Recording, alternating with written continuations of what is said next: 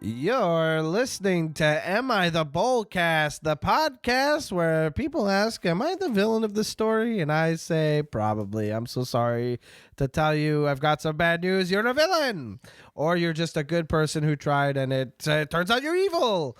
Either way, I'm your host, Mike Carosa, probably better known as Mark Carbanza, but more likely better known as Mike Carosa. I'm a stand-up comedian, but you might know me as the writer behind the column, Am I the Bolus? Gee, sounds a little familiar. Am I right? Am I the Bolcast? Am I the Bolus? Never heard of it. No relation. No, definitely a relation. And you've heard of it. It's my column over at commandershero.com that this podcast is based on. And those two voices of those two ding-dongs that you heard belong to two pals of mine who I'm very happy to do this podcast with. My co-hosts, one of them, you might know him as Games Freak SA, but I know him as my pal who writes the How They Brew It column over at Commander's Herald. Gee, sounds like a chef's kiss of a column. You better read it. It's Michael Solani. Hi, Michael. I object to being called a ding-dong. I'm a bit more of a Looney Tune in my eyes. Like, if I look in the mirror, I see Bugs Bunny. Ah, do you see Bugs Bunny in a dress or as a conductor or a barber? Bugs Bunny wore a lot of different things. Well, it depends on what I'm wearing that day. Now I'm all thinking about is Bugs Bunny as a barber putting his heads in the head of the person whose head he's shaving. Do you remember that? Yeah, I've seen that. Oh, this is great podcasting. I actually, when I look in the mirror, I actually just see Big Chungus. That's what I see in the mirror. Oh my God, does Big Chungus live in both of our mirrors? Stay tuned till the end of the episode to find out. The other co-host of the podcast is our producer. Don't stifle a laugh, Solani. Let it out. How dare you? You are not laughing loud enough for this. I'm not laughing. I'm just confused and befuddled. Your face looks like you're laughing. Now, my face just looks dumb all the time. Well, it must if you see Big Chungus in the friggin' mirror. Look, guys, we're off the rails. It's podcast time. It's no rails. Wait. We need the rails to be on the rails. Let's be on rails here. Our producer, also co-host of the podcast, Morgan Sanchez, certified ding dong. How are you? All right. You know what? I have to just go and say that the ding dong is not my preferred frozen treat either. I would like to be a ho-ho. Only because it's just a chocolate cream-filled Twinkie that you throw in the freezer. It tastes good. You're telling me that you like ho-ohs more than ding-dongs? Oh, 100%. 100%. Hold on a second. Are ding-dongs a thing for real? Here comes Canada. Oh, my God. You guys make fun of me. Okay, is it poutine or is it poutine? It's poutine. It's actually poutine. But why do we keep making fun of your Canadianness? You guys are so polite. It's easy. It's our job. It's like being Italian. You know how people like you find out you're Italian and they go, "Hey, what are you talking about? Well, I'm walking here." Blah, blah, blah. Mike, how many coins have you thrown in the Trevi Fountain? Oh, like 4? You've thrown 4 in? You're gonna get married in Rome? Yeah, baby. Whoa. Yeah, I've only done 2. No, you throw 4 in. You throw them in. I tossed them all in at once, which you're not supposed to do because that's bad luck. You could only do it once each visit. That's cheating. No. I like how we both instinctively understood that, though. It's very clearly an Italian thing. Absolutely, it's an Italian thing. You saw the Sistine Chapel, and the guy's like, "No photo." No, actually, it sounded like this Russian-sounding dude kept saying, "No flesh," as in no flash, but it sounded like he's saying "no flesh." Which is so weird. There is a lot of flesh on the top of the Sistine Chapel. That's what I'm saying. It felt counterintuitive. Now, we're not here to talk about the Sistine Chapel, but we are here to talk about a city that is just as picturesque, baby. I've never been. By the time this comes out, we are drawing nearer to the Magic Con in Chicago. That's right, happening February, I want to say 23rd to the 25th. Magic Con in Chicago. And Michael, you're in Chicago. Morgan, you're in Chicago. It looks like two of our co-hosts are in Chicago, and that leaves little old me in Montreal. But I think I could be in Chicago. Thankfully, we've managed to get it within the budget that we are actually able to kidnap you for free and bring you here for free. Yeah, we hired one of those companies that are supposed to scare children straight from doing drugs. Nice. They do other stuff too. Okay, well, is this going to let me do more drugs? That's what happens to most people that go through that program. Yes. Awesome. But I would like to add a little bit of a side note. I am in Chicago. Morgan is in the suburbs, which means she can tell people she's from Chicago, but only if they're not in Chicago themselves. It's like, you live in Naperville, you can't tell someone in Chicago you live in Chicago. I've been told that the rules are I have to say Chicagoland area. Yes, that is correct. Okay, well, that makes sense. It's like when people say that they live in Toronto, but they live in the GTA, the Greater Toronto Area. The Grand Theft Auto. San Andreas? Yeah, dog. Bang, bang. Okay, well, look, that's Soundboard. totally fair. Okay, you're right. I do have those. I have them right here.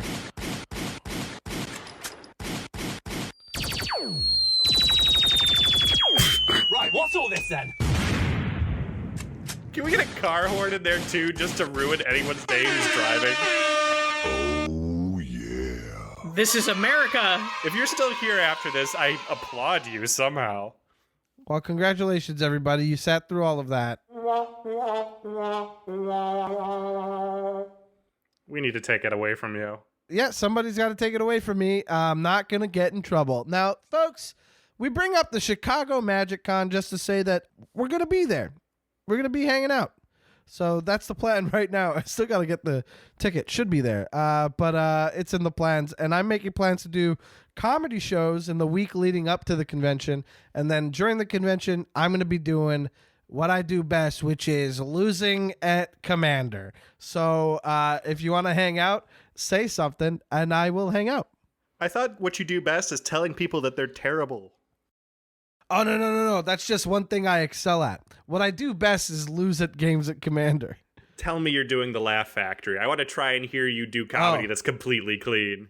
Oh, God. Wait, you have to be clean at the Laugh Factory? Here's the thing Don't about you? me is, no, I don't know. No, I don't think you do. Either way, Laugh Factory isn't really like a priority. Comedians You Should Know is a priority. I'm going to try to get on that show. There's a bunch of shows. Paper Machete is a show that I'm going to try to do. There's a bunch of shows in Chicago that friends of mine are putting me in touch with, and I'm hopefully going to be doing the Lincoln Lodge, and I'll be seeing, shout out, if you're in the Chicago area, shout out to Johnny Pemberton, who's got a one-man show at the Den. And I'm gonna get to see that on the 17th. Look, a little shout out action. Don't be crazy. Don't be crazy. A little bit of shout out action. You need to take a picture at the Bean. How many Chicagoisms can we put into this now? Wait. Hold on. Oh, I'm gonna Hold go on. see the Bean for sure. I'm sorry. I have to be the person. I have to be the combination HR legal. The Bean's closed. How do you mean? Why is the Bean closed? It was closed for they're doing some kind of construction that I don't think is going to be done until later. Look, I'm gonna try to visit the Bean, and they're gonna have to stop me. Anyway, Solani, is it cool if I crash on your couch for that weekend? So, point is, I have to ask my partner. okay, so we'll have to fight your partner. Okay, I don't know. But if I can't, then I will find a way to sleep in Chicago. I'm not worried about it. But I am excited to play some games, to meet everybody. This podcast will, this episode and the next one will be coming out right before the con. So you'll have 6 episodes of Am I the Bolcast to enjoy and get to know us here. So if you enjoy what you hear, come say hi. If you don't, please don't be mean in person. It's very not nice. Just tell it to me. I have the thickest skin. I've got thick skin too. That's not true. Morgan definitely has the thickest skin. Speak for yourself. Yeah, Morgan does. I'll take it all. I have thick skin. No, wait, I have thin skin. I scream. I'm a comedian. If someone's being mean, I can get mean right back. How do you deal with hecklers?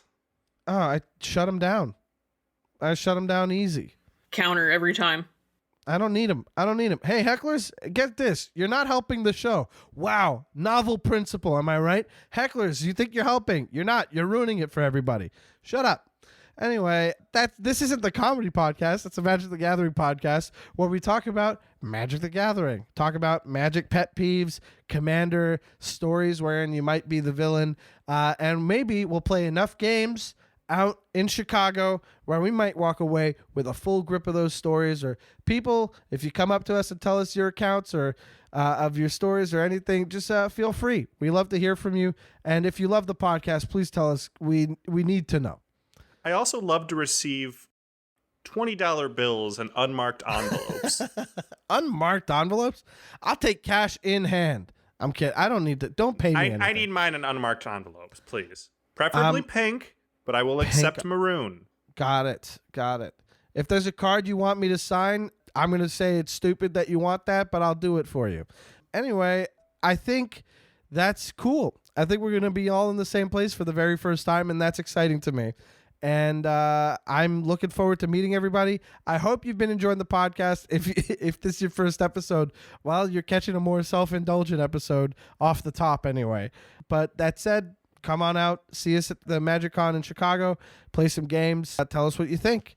And if we started doing something last episode, we don't have another submission today, I don't think, unless I missed it. But send us an email at amithebolus@gmail.com. We're going to begin reading listener submissions on the podcast. And those are the same submissions that go to my column. So you might see them on the column in an article form, or you might see it, you might hear it on the podcast to chat among Morgan, Michael, and I. So do that. But I think that's all I have to say about the con. Anything else? Or is there something that requires our attention? Alternatively, you can be like this wonderfully patient caller who has been just sitting on the line, just wide open, waiting for Mark to discuss Magic Wit. For Mark to shut up. Something like that. I don't. We're ready to take this call. Let's get to it. All righty, here we go.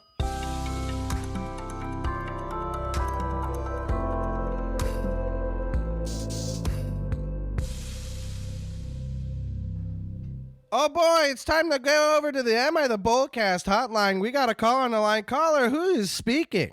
Hi, Mike. It's Rachel Weeks from the Command Zone and various other places on the internet.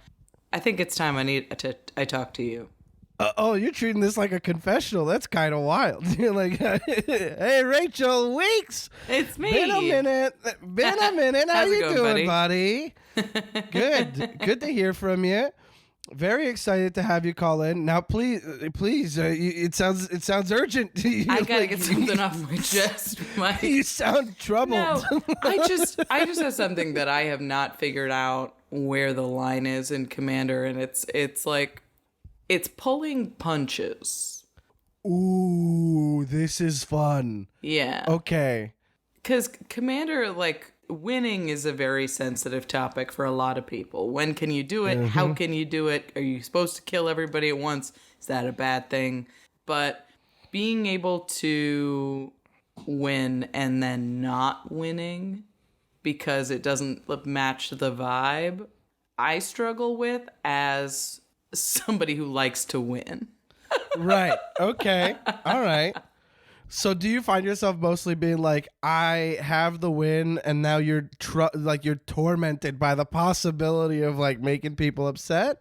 Yeah, I mean, so this is like, I regularly find myself in a position where it's like I could go pretty hard and I could I could close out the game now. Cards are powerful. Yeah, like I'm holding an overwhelming stampede. If I cast it, I could definitely kill 2 or 3 people, you know? Right. And I struggle with this moment of like, is now the right time to cast Overwhelming Stampede? But then here's the kicker. If I don't cast it, because I'm like, oh, it's probably too early. Like, I'm just going to wait another turn rotation and see what happens. And somebody else wins. Now I'm like, well, what did I do? I thought we were hanging. And then I get very upset. What was it all for? And not that player, at like myself. It's this really weird... This is so fun. This is so nuanced in a way that we haven't had on the pod yet. Do you know what I mean, though? I totally know what you mean. This is like one of my favorite topics. Are you kidding me? Because I'm of the mind that like I want people to do the thing and then all bets are off, right? Like you can have your fun, and then okay, somebody's got to win, and it is what it is. Yeah. And I'm already resigned to the fact that I'm probably not winning. For sure.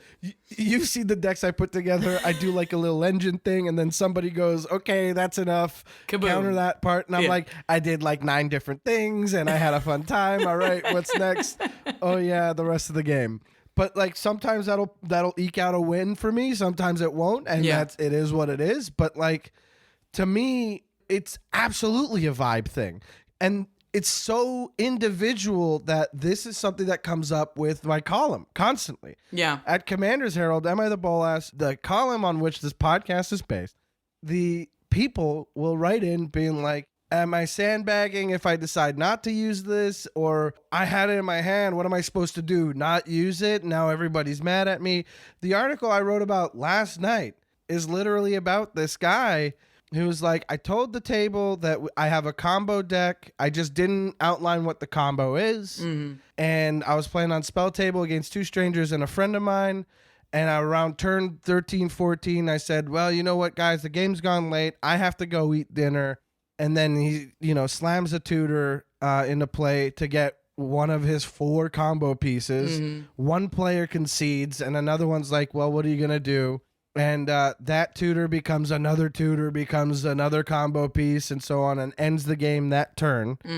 So in that article, in that story, I could see where the first stranger is coming from, because it kind of does feel like, oh, you've had this the whole time, and all of a sudden you decide to do it. So Yeah, that's really frustrating. So, like, what I was talking to a couple friends about this recently. It's like the way that I like to play is that I pull my punches in deck building. It's like I don't run tutors, or I don't run Crater Hoof. I run I only run Overwhelming Stampede, or I only run like something else. So my deck is a little bit tougher to put together, and if I draw the win, then I have it. So I try and pull my punch there so I can play as optimally as I have the ability to at the time. Right. Because that's fun for me. Like, I want to play Magic well. I want to, like, make the right choices at the right time to win the game. Solve the living puzzle. Yeah. Exactly. That's how that's how I enjoy playing Magic. But often I'll find myself in a situation where I'm like, oh, well, I drew the win con, on turn, 8 or something like that, if that isn't the moment. But then, you pass the turn, you're like, fine, I'm not going to try and cast the whatever it is right now. I'll wait until my untap. And then your board's gone, or like something's changed, or somebody else won already. Then I'm kicking myself for not doing it. And I don't know if that's like, if I didn't read the vibe correctly and should have just gone for it, or if that player doesn't read vibes. I don't know. Right. And so then you're like, I could have won, but I didn't. And now I'm mad because I didn't, but I could have, and you didn't do it. But then they did. Are they a jerk, or am I just dumb? Okay. Here's the way I see it is like, if you had the win con and a wide open lane, Yeah. and you decide not to take it, Yeah. log it away as a little win in your head. Like, put that win in your heart. It's not Coulda. who are you hurting by being like, no, I won this one, but the vibes aren't right. I'm making a call on the game. Like, if it makes you feel better and you're not kicking yourself, and hopefully that does help down the line. You're like, well, I mean, Octavia could have slammed all of you with Myriad, non-legendary, or whatever's happening.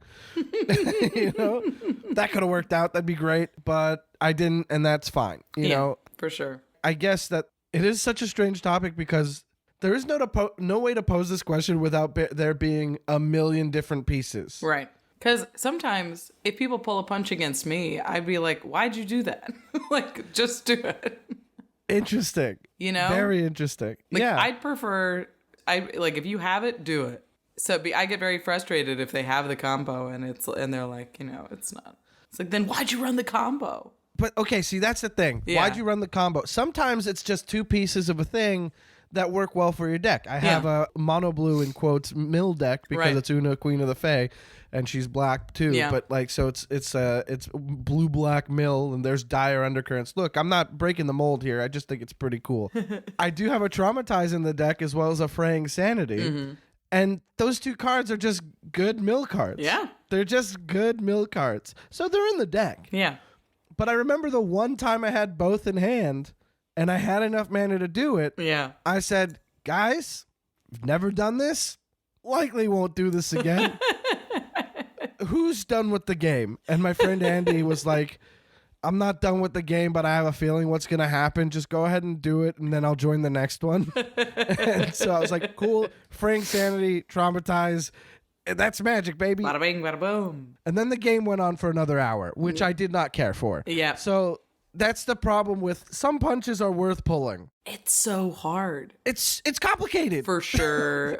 I was at a Command Fest. Got it. And I was playing with two of my friends and a fan. Got who it. is this super sweet lady. Awesome. And she built an angel deck, and she was a little new to Magic, and it was super cool.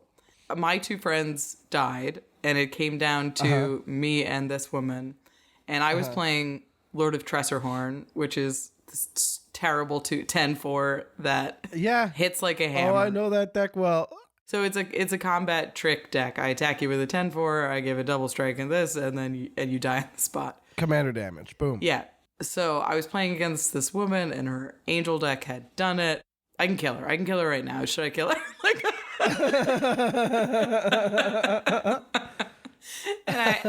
And the worst thing was, it was Tainted Strike. It was the Infect trick. Oh, Rachel. And I was like, I can infect out this elder fan it is a true miracle that she is here at this event right now. Oh my God. and my heart was like, do it. And I was, don't do it, stupid. Just die to these angels. See that, and again, different people will react to that differently, and that's why this topic is so. In the column, there are some topics that I just won't touch on again. Sure, you know, yeah.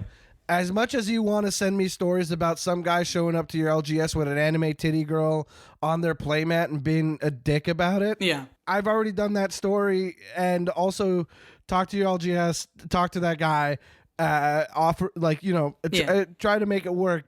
But also, I'm not going to cover that story again. right, yeah. What else are you going to say? Exactly. When it comes to this kind of story, they give a detailed situation, and I have to be like, describe this person to me. Yeah. There's so much that goes into saying whether or not you're the bolus in something like this. Yeah. I think in this case, it could go either way depending on said fan. Yeah. You know what I mean? So the coolest thing, this woman was incredible.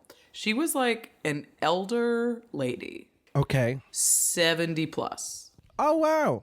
As far as I could tell, she was there with one other person. I don't think it was her son. I think it was like a guy who knew her from the game store or something. Sure.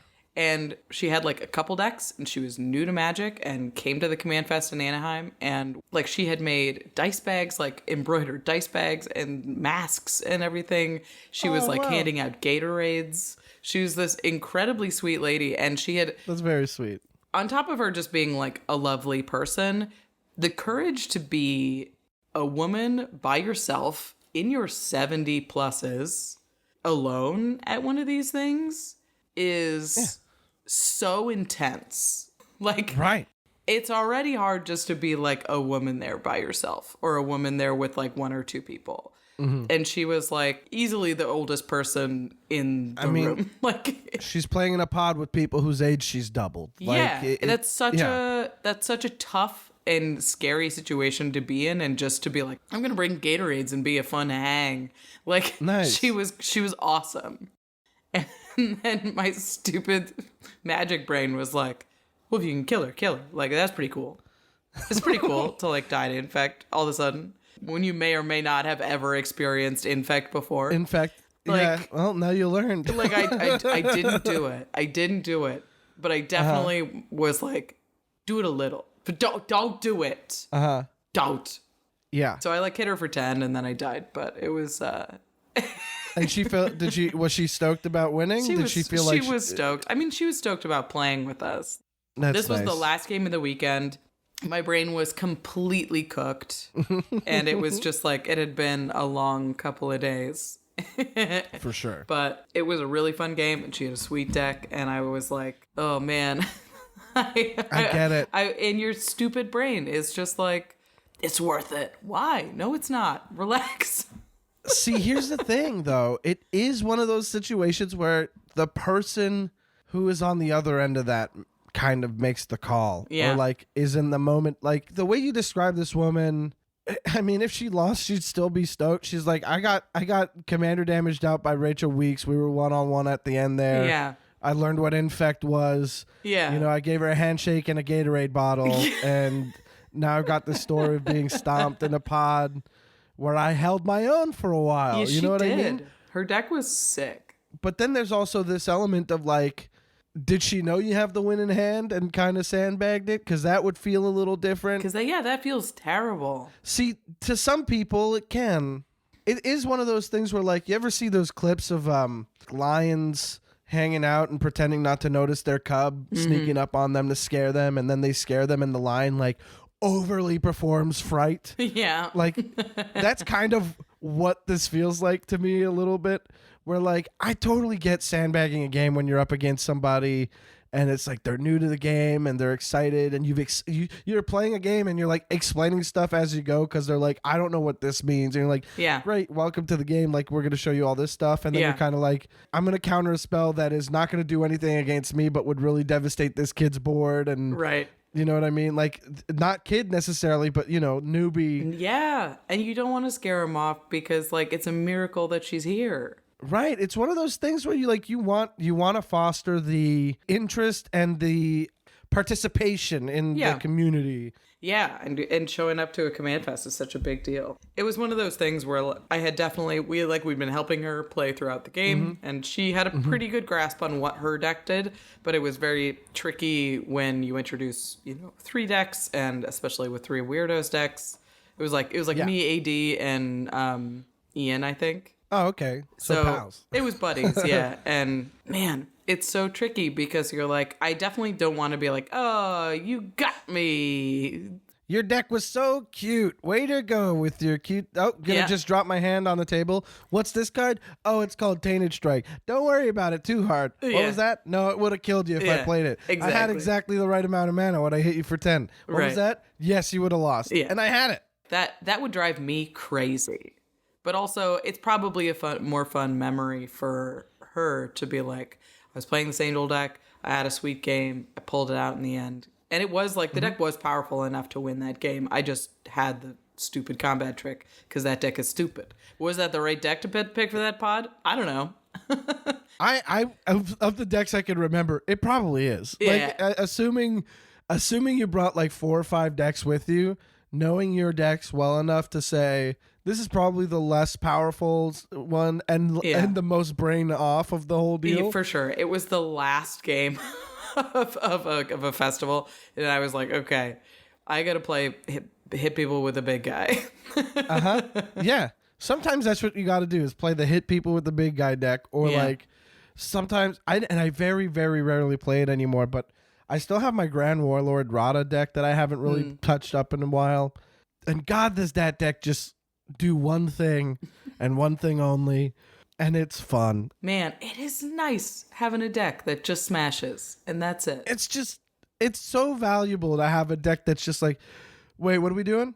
We're just kind of chilling and we're going to play the game. Okay, I'm not going to do much thinking. Here's a Yara First of Locthwain. I'm going to play her and make a bunch of tokens. Cool? Got it. Good. There we go. Okay, perfect. I think if you go to cons first of all, some of the most confusing social atmospheres of Commander is at cons. Definitely. Just generally, you have to read so many people. Everybody's tired. Everybody's like played their decks multiple times. You have no idea what people's investment are in the game. Plus, you've got the added wrinkle of like you're famous in the community. Yeah. So either you get the kind of fan who's like, I just want to play with Rachel Weeks and like have a good time, or like I want to beat Rachel, or like I want to show her this cool build. Yeah. She said this commander sucked and I built it and it rules. Yeah. Here's what I should have done is I should have used it on one of my buddies. Absolutely. I should have just got it out of my hand and like burned it a little too early, or I should take it out of the deck. If it's a bummer in that situation, that's another way to look at it. Then it shouldn't be in the deck. I don't want it in my hand, But we've had situations where it's not a bummer. Where it's not a bummer. It's sick. Well, I mean, essentially, Tainted Strike with Tresor Horn is basically like Teamer Battle Rage is basically the same thing. It needs +1/+1 and double strike. Yeah, that's it. So it's like Embercleave. Yeah, exactly. So those are in there already. Tainted Strike with Tresor Horn is just the same. It's just the same. That's how it works in my brain. Yeah. Also, like, everyone's like, it's a 2-card combo with your commander. Okay, my commander requires 2 other cards to enter the battlefield and then hit you. Like, it's not. Yeah, your commander isn't just a commander that... I remember we played a game online where I just thought it would be so funny to, like, keep getting rid of Tresor Horn to see how many times he would bring him out. He's the only plan. He's the only plan of that. And I learned that day. I learned that was the... After about the 3rd time, I was like, I need to stop. This is literally the same thing every time. It's such a rough deck to play because I feel like I need more protection or just put more counterspells in the deck or something, because it's definitely the kind of deck that you have to interact with me. But if you do, I do nothing because my stupid commander is so bad. And you're in Grixis too, so you have ways to protect. I definitely have ways to protect. I mean, I have like SWAT and stuff in there, I think, now. For sure, right. There's so many cards that you just want to jam in decks. And then there's so many more cards that keep coming out that are perfect for your deck. And you're just like, come on now. I have such a hard time cutting down to 100. I am so bad at cutting decks down. Yeah. You know, the best way to get me to cut decks down is for me to build the deck at 103, because that's how many sleeves come in a box of Dragon Shields. Hey. And then I break them over time and I go, well, I guess I don't need this one in here so bad. And then that's how I get to 100 cards. I love that. That's definitely how I will make those last few cuts. That feels so agonizing at the time, and then you're playing the game and you draw one of those cards and you're like, this card sucks. Who thought this would go in here? What are you doing? Why is this in here? But then there's cards that kind of suck that you put in because they kind of suck. Because they kind of suck, and when you draw them, you do a little giggle. Oh, yeah. I mean, one of my board wipes, and I think I've mentioned this on another episode, one of my board wipes in Thalis Reverent Medium is March of Souls. It's awesome. It's a board wipe where everybody replaces all their creatures with spirits. I cast that against the Thalis deck recently. It's such a fun spell. It's such a fun little... Hey, I'll trade your... do you want to make a little trade? How about your 4/4 beast tokens are now 1/1s, okay? Yeah. And they fly. And they fly. And I have 100 of them. Yeah, and also if you come my way, Ink Shield. But also, you know what I mean? Like, it is like it's just a fun little board wipe. It's not amazing. It doesn't do the thing that you need it to do if you're up against like a massive board or something. Yeah, I know. But it's in the deck because it makes me laugh that I have a thematically tied in board wipe. Yeah. And it's not great. It's not great. Yeah, but board it's wipes in there. that are only good when you're ahead. It's like not when a board wipe needs to be good, you know? Yeah. But now board wipes are also going too far. Sunfall and farewell. I'm looking at you. There's crazy stuff going on right now. It's tricky out there. It's tricky out there. What do you got? What do you got for parting words? What are you thinking? On this topic? How do you feel? What do you think is the most important thing to maintain in these kind of dynamics? How do you feel about what we've brought to the table today and had a chat about? I think at the end of the day, the answer to all of the biggest problems in Commander aren't bans or cards or like mechanical, magical things. They are talking to your friends about what kind of games you like having. Unfortunately, that is way harder than doing any sort of individual ban or laying down any sort of individual rules. Like, I've talked to a lot of groups that have house rules, and I think I think house rules are great. And if that's how like your play group prefers to play, great. No extra turn spells. That works for you. But I think at the end of the day, you need to talk about what kind of games you want to have and what kind of games extra turns spells create, because it's not like, you know, you can make long, grindy, forever turns without a single extra turn spell. So being considerate in the way that you build, for me, is easier, and it makes the choices easier in games.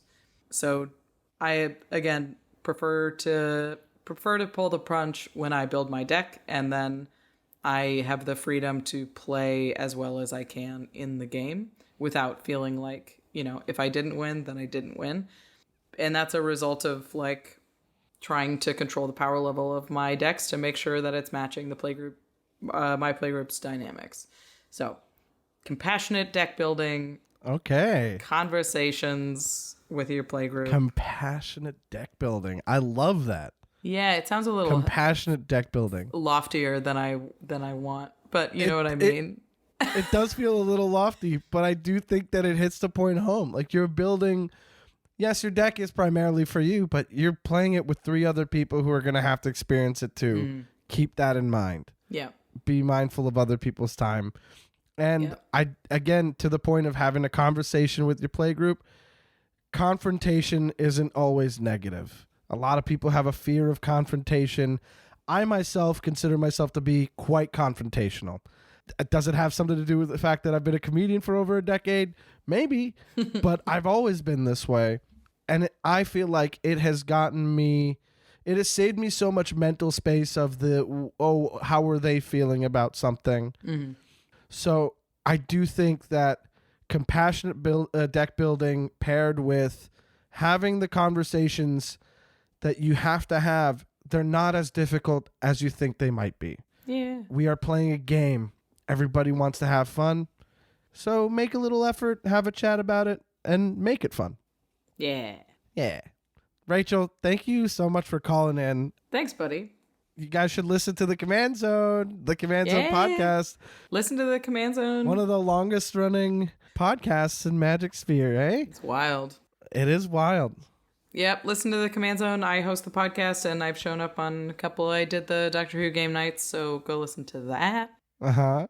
Yeah, and I play live D&D every Monday at 7 p.m. Pacific. Go watch Better Than Heroes with me and a group of real silly boys on Twitch.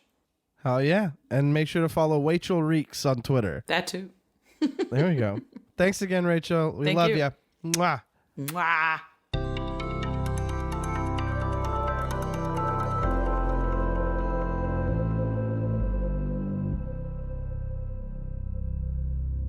Wowee, huh? Rachel Weeks calling into the show where I'm talking about comedy off the top. Come on now. Tell me that isn't Kismet. Tell me that isn't a little bit of a fun coinky dink. No, that's a white enchantment that costs 3 and a white, and it causes artifacts and creatures to enter tap. That's very fun. I do like that card. Am I right? Yeah, Hold on. I think so. Okay, Solani, come on. That wasn't funny. This is and the lands. comedy show. That's not silly at all. You got to try again, man. I legitimately, at my old job, we had whiteboards on the walls, right? Mm-hmm. And my jokes were so terrible that my engineering team, decided to rank my jokes as I said them. There were 4 rankings. There was good, it's worth 1 point. Okay, 0 points. There was bad, which was worth -1 point. And grown, which was worth -2. By the time the pandemic hit, I had a score of -22. Yeah, that tracks. You did pretty well. That makes sense. Don't agree with No, that. I totally agree. I thought it was going to be lower. Oh my god. That reminds me of another inventive and scientifically proven scoring system. Oh, well, you know what? That's a fair that's such a good transition. I don't want to take it away from you. Go go ahead. Here at Am I the Bolus, we're going to ask if you're the Bolus. And for Rachel Weeks, she wants to know, am I the Bolus for pulling punches when it comes to winning a game? Okay. Very good. Very well succinctly put. Now, we have to go over our voting system, as you teased just moments ago. Now, Morgan, I think 5 episodes in, people are starting to get it. And I think we could afford to move a little bit faster through it, but I do think it is complicated. So let's do a speed run. Let's do a speed run because let's just say this is kind of like the veteran episode. So if this is your first time, I apologize. You're just gonna have to listen to the rest of them in order to figure it out. You got to listen to an older episode for a breakdown. We really go through it a long while during the last episode, even. So get into it. So speed run, math, scientifically proven. We have a case study out now. Let's talk about our voting points. So for myself, I get 1 vote. Michael Solani gets 1 vote. And Mark Carosa gets 3 votes.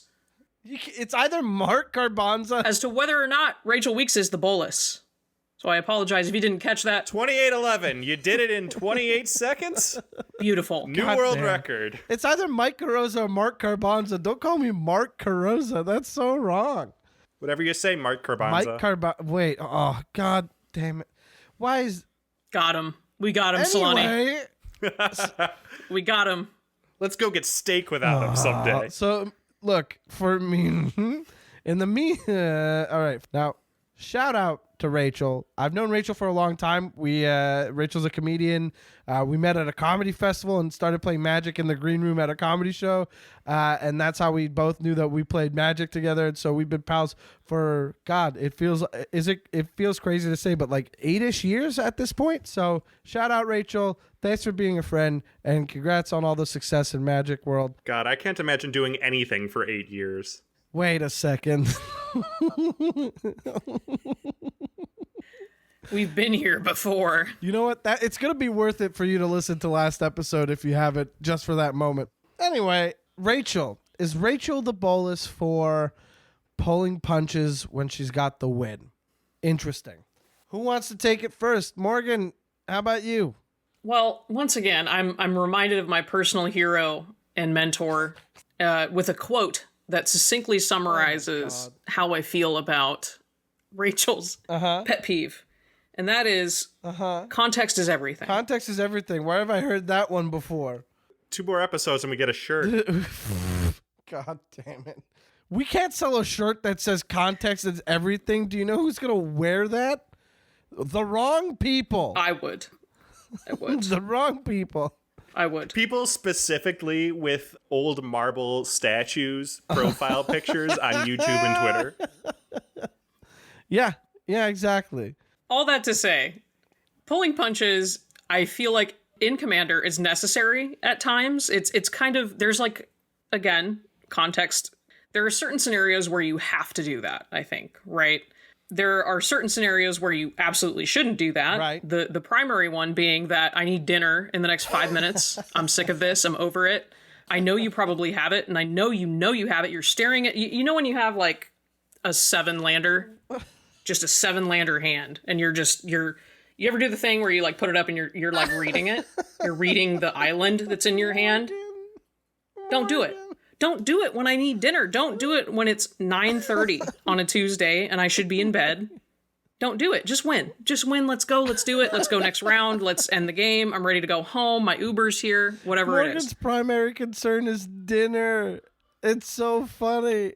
It's 100% dinner because you know what? I am an old woman at this point and I want to play Commander. I want to just screw around and have fun. But when it's done, it's done. You were the one against Rachel Weeks. I was the old. I am the old woman. I am the old woman who deserves to die because she needs to have her die dinner. in game, not for real die. Oh my God. I can't believe you're saying the chief context in which you want the game to wrap up is because 5 minutes till dinner time. Not because maybe you're in a competitive setting. Not because maybe you want to win. No, it's because, hold on a second. My name is Morgan. I need my nuggies. It's time to get a steak for Morgan. That's context, baby. That's the way that it has to roll. But yeah, so Rachel was very keen on mentioning that she plays to win. She would rather play to win. So she gets the context as much as we should. That, yeah, maybe let's keep these good vibes going. Let's keep it moving. Have everybody have their chance. But yeah, it does suck that you're going to win on turn 3. You pass it over to Solani and he wins on turn 4. That never feels good. Right. Feels good for me. Maybe Solani and I should have been playing politics by turn 2, but you should have been, I give you that look of like, come on, man. I know you're reading the island. I know you have nothing. Or you have everything. And just don't do it. Just don't do it. It's turn 4. Yeah. We got a brand new guy on the other end. He doesn't know what the heck is going on. He doesn't know how to read. Maybe he's Mark Carbanza. Nobody knows. Doesn't know how to read. I haven't learned how to read yet. Can't parse the cards. You never know. So that's where context comes into play very heavily with this. So all that to say, if I had to score it, if I had to vote for it as to whether or not Rachel is the bolus This is part of your duty for pulling punches, I would say no. I really would say no. In probably every situation, regardless of context, Rachel is not the bolus for pulling punches because sometimes it's necessary. You just got to do it. I'll say it's very funny because that entire time I thought you were going to say she is the bolus for pulling punches. Yeah, you totally were. It sounds like you are arguing the opposite point. But your vote is cast, and there's nothing to be done about it. Michael Solani, how do you feel about Rachel being the bolus here? Well, Marco Carbonazzo. Oh, my God. That's not fair. I think that the only way that you're the bolus for pulling your punches is if you're a bad actor. And I don't mean that in the sense of you're doing it, like, maliciously, like you're acting like a bad actor. No. I mean it in the sense of you're just terrible at convincing people that you don't have it. Like, okay, here's the deal. If you win and I genuinely don't have it, that means that you deserved the win. If you win and I pretend I don't have it and you did not catch that I was lying, you still feel like you deserved the win. Like, the story being told is the same, whether or not it's fiction or nonfiction or historical fiction. The only time that you're the bolus for holding up the win is if your opponent catches you and is like, "Come on, what the heck, man? You're clearly sandbagging," because then they feel like crap and you didn't get to win anyway. So as long as you're a good actor, and like when I play against people who are new, or when I play against people who are clearly having a bad time, you know, I won't sandbag in the way of like, this island's very interesting, because that's too obvious. No, I just make terrible plays. I make terrible plays. I make blocks that don't make sense. I make attacks that don't make sense. Those just seem to imply that I'm a terrible player, but that doesn't mean that they didn't win it naturally. They still have to make some decisions that make sense, you know, in order to get the win. I don't know how this makes my vote, though. That's the problem. Like, what do I even Context vote might be for everything, this? but a vote is definitive, Michael. You got to pick a side. So what's the question again? Just give it to me straight one more time. Is Rachel the bolus for pulling punches when it comes to winning a game? I don't think so. Okay. I don't think I could definitively say yes in every circumstance, so I will say no. Well, there you go. We got 2 for no, which is odd because Morgan's argument felt like a very strong argument for yes. Never let him know your next move. Just turning it around at the last second there. It's a part. This is a good lesson in how to play control too. Is you kind of just make sure that everybody thinks that you're going down a certain path and then you don't. You zig and you zag. I'll tell you what, it got my ass. So obviously you heard the conversation with Rachel, so you know that I sometimes will have a counter spell and I'll let something resolve because it's the more fun option. Rachel brought up the story about having Lord Tressorhorn against this lady and could have won because of Tainted Strike. And she said that she should have used it on one of her friends if she felt bad about using it on this old lady.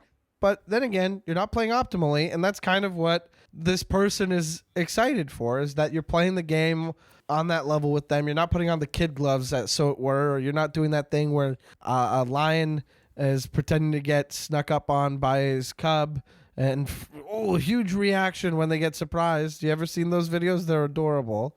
So, I mean, it would depend on how it makes the person feel, because I'm not going to lie to you.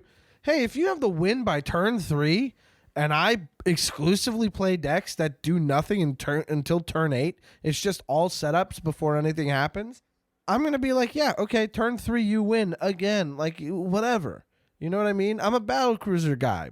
So I'm not going to feel stoked about it, but like if you sandbag it and you start playing that win once I'm a little bit more set up and you have a little bit more resistance and that makes it more interesting to you, then like great. You know, I feel like I've gotten some fun in there. Maybe you got some fun in seeing a way to get out of that puzzle. Either way, I don't think that you're the bolus for pulling a punch in a game like this unless it's super obvious. It's definitely a context thing. In the context of this game that Rachel brings up, absolutely not. This person was stoked to be playing Commander with you. That much is clear. And you gave her the win, totally, sure. But like, she must have been so stoked about it, dude. I think she's going to be less stoked about the win if she listens to this podcast and finds out that she didn't get the win. Whoopsie. Sorry, Rachel. Airing you out a little bit here. But that's it. You know? I don't think you're the bolus. You can't be evil. You're giving somebody a great memory. For that, we thank you. So thanks for calling in, Rachel. We love you, buddy. Let's move away from this this topic because now the votes are cast. You're not the bolus, buddy. Wow. 0-5, a true Ugin. Damn right, a Trugan. A true... Oh, man, it's just Trugan, isn't it?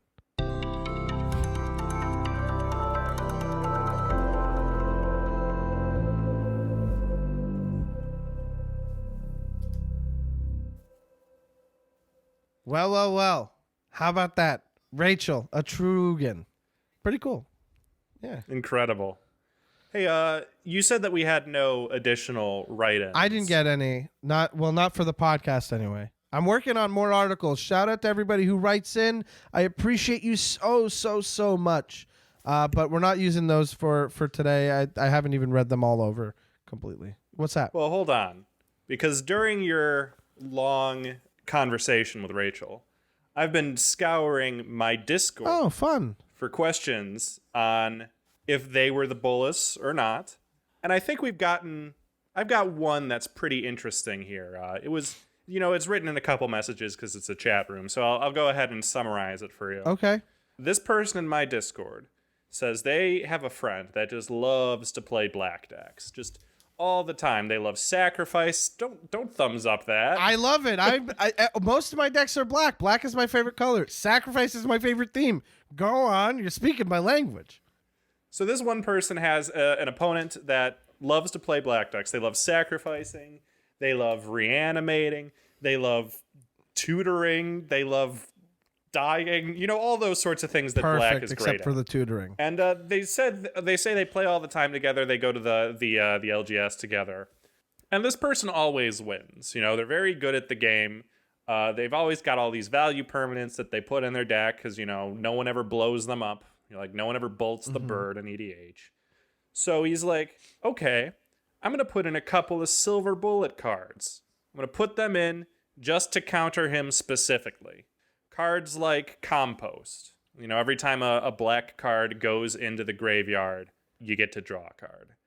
Cards like Washout. You return every card that's every creature of a certain color. that's a specific color to the person's hand. Put a bunch of those in the deck. And, they roll up to the LGS in their Ford Focus Titanium 2013. This is all part of the Discord. Yeah, I don't know why he specified that. It's certainly not relevant. But that happens, and they play their game, and he notices. He's like, "Oh, you put all these in just to counter me, didn't you?" She's like, "No. There's 4 players at the table. There could be any number of black decks, But he really put them in to counter. Pretty clearly, yeah. So, is this guy the bolus? And since I'm the one telling the story, I think that you two should discuss whether or not he's the bolus. Fair. I think my first thought about this is I can't feel bad about it if this person is a dominant player at the games that they play.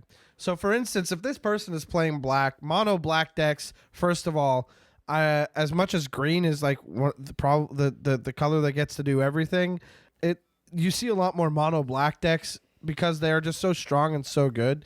If this person is showing up playing a mono black deck and is running the table every time, I couldn't get mad at that kind of behavior. And to say that it's like metagaming or anything, it's like, yeah, that's what playing with a pod or a regular play group is.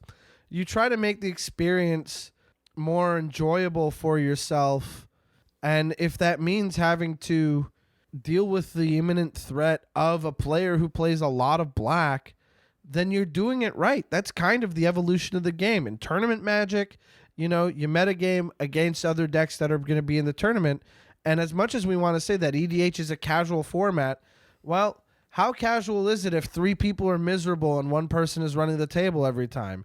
And how fun does that stay if you're running the table every time? You're running over everybody and you're running away with games every time without much of an opposition. That can get stale and boring too. So to me, I think not only is it healthy, I think it's necessary if it's within a play group or regular people that you see at the LGS frequently. So I'd say not the bolus for putting this stuff in. In fact, smart use of your time. If you've identified that there's a lot of black decks in your pod and you're playing the card, like you have a card that doesn't necessarily hose black, but just benefits from it even, that's huge. Like, I'd run a Reap at that table.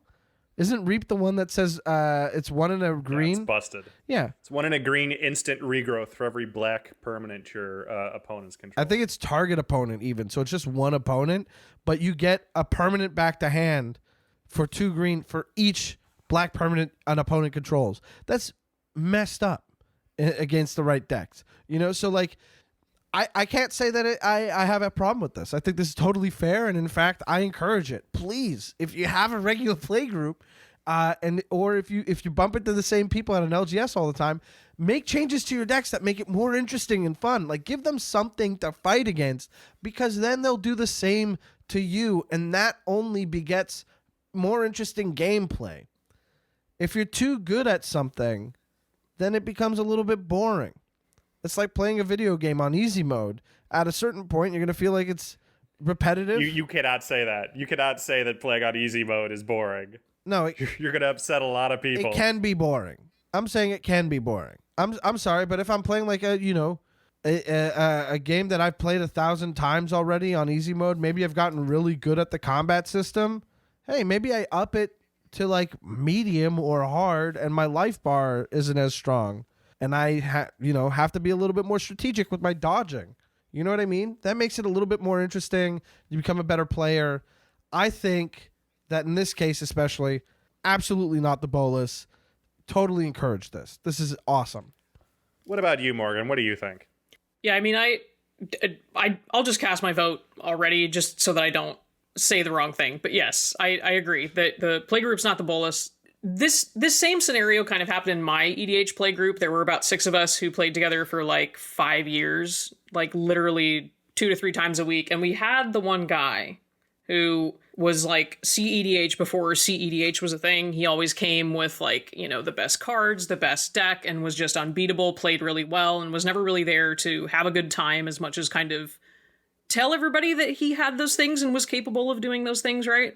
But it kind of became like another game for the rest of us to play around his deck. Like, it's like, oh, what is Mike playing this week? Let's all sideboard before we get started and kind of like figure out like how we're going to beat this guy, because half the time, we're all going to lose anyway, and that's just the way that it goes. Mm-hmm. So, I mean, there's like a silver lining there when it comes to everybody kind of getting better at the game in spite of this person, that I think is really cool. Like how Mark had said. And it's always the person, like, they know what they're doing. Like, there is no way in heck that they know that they're not the best player at the table, whether they're strangers or not. If you've talked about this deck beforehand or what they're playing beforehand, like, you just kind of know that you're going to win, right? So you know that you're kind of going to get hated on the second that the table starts moving. So, well, I think that is 2 not the bolus votes. There we go.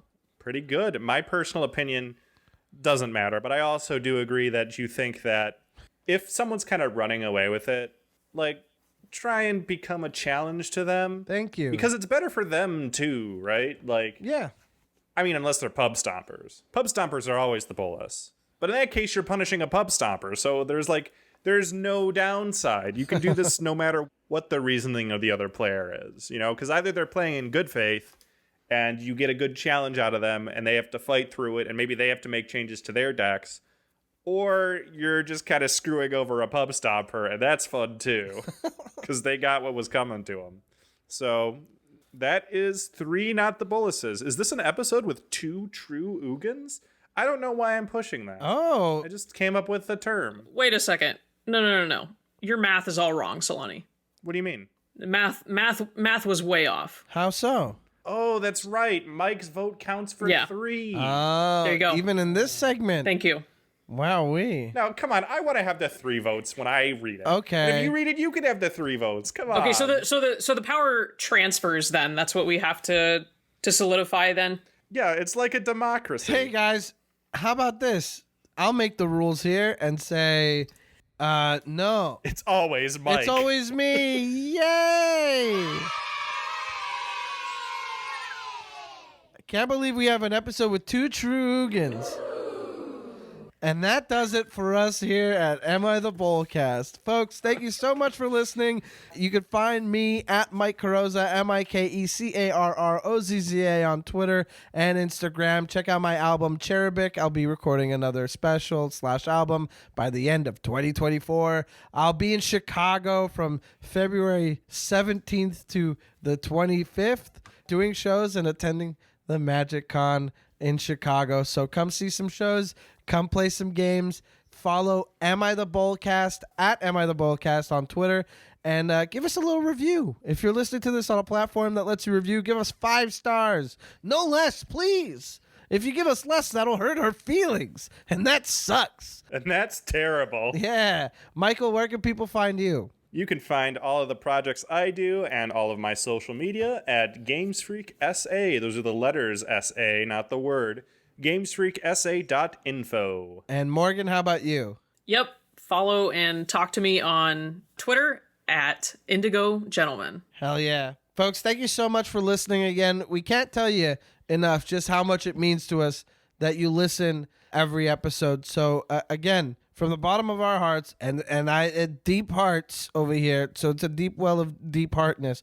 I'm saying it like that again because Michael cringed so much the last time I said it. What are you, like Xehanort? Stop saying the word heart. I don't know what Xehanort is. So anyway, point is, thank you so much for listening. We really, really appreciate it, and we can't wait for you to hear the next one. Take care, be well, and don't be mean. Don't be a bolus, be an Ugin. I remembered.